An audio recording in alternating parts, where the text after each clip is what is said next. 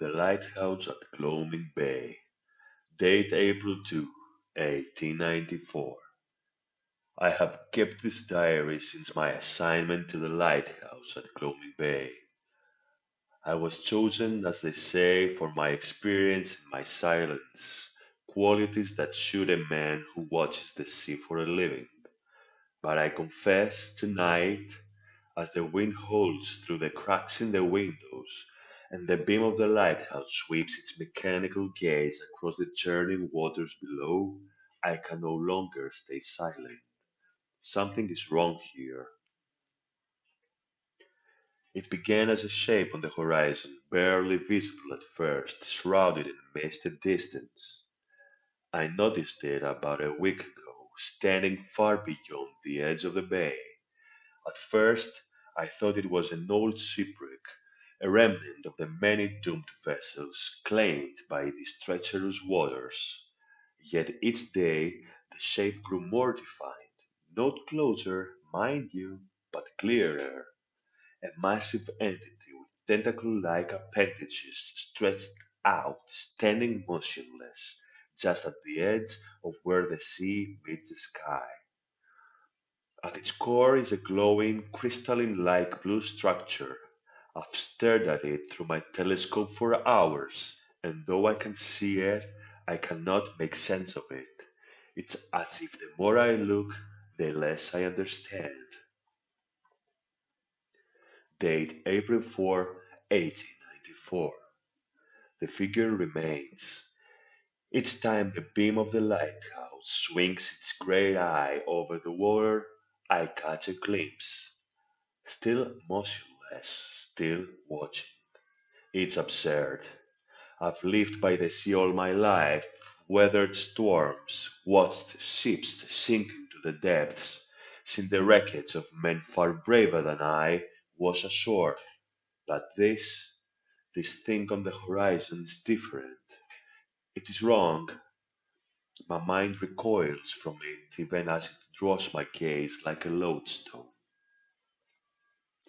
I dared to step outside the lighthouse tonight, despite the wind and the cold.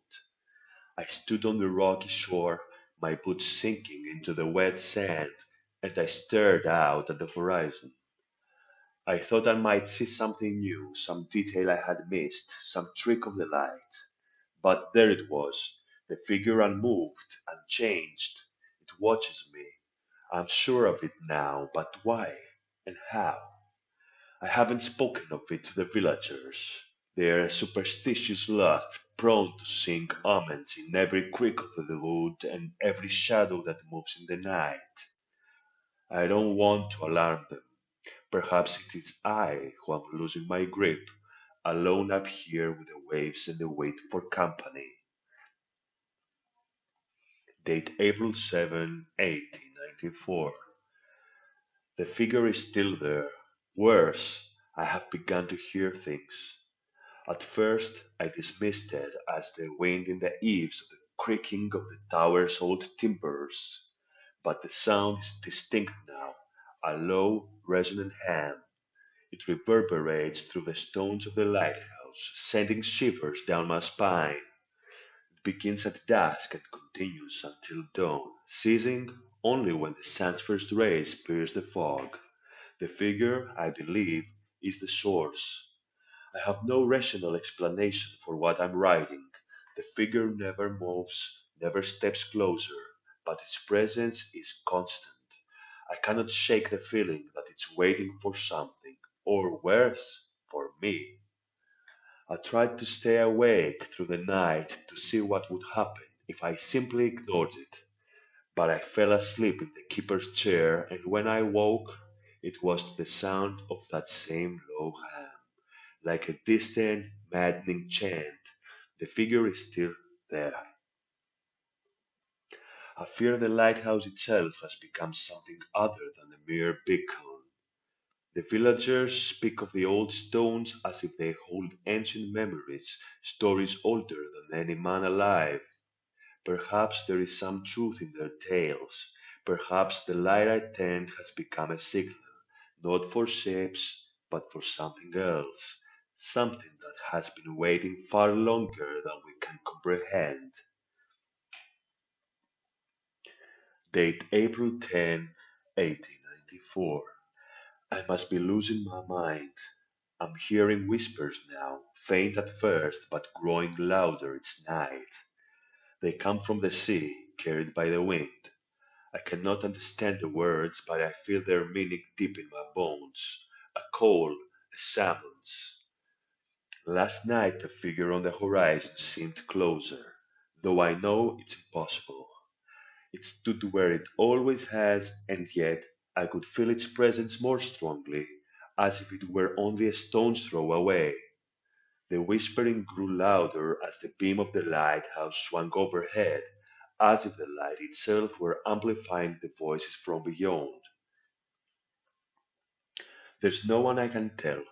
The villagers would think me mad, or worse, they'd believe me and abandon the bay altogether. Perhaps they should. I feel it now, the weight of the figure's gaze pressing down on me. The light of the beacon no longer feels like protection. It feels like a signal, a message broadcast into the void. And the figure on the horizon is answering. Date April 11, 1894. The whispers are inside now. They echo through the walls, reverberating off the walls of the tower.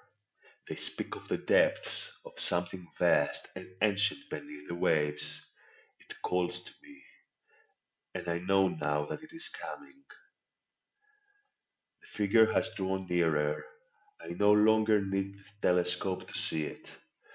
I can now make out its towering, otherworldly presence, faceless, grotesque, with massive tendrils and skeletal appendages reaching out from the storm itself. A glowing blue orb where its face should be pulses with an eerie light, as if it's watching me through the storm. It looms just beyond the rocks, where the sea thrashes violently against the shore, its dark tendrils stretching across the sky. The creature blends with the clouds, a living part of the storm. It's waiting for me. I can hear them, the voices from below, and I understand now. The lighthouse, this cursed tower, has been their beacon for centuries, and now it has summoned something older than time itself, something that watches from the edge of the world, waiting for the moment when I finally surrender to the pool. I will not last much longer. The whispers are too loud, too insistent. I cannot block them out. Perhaps they always meant for me to come here. Perhaps the figure on the horizon has been waiting for me all along.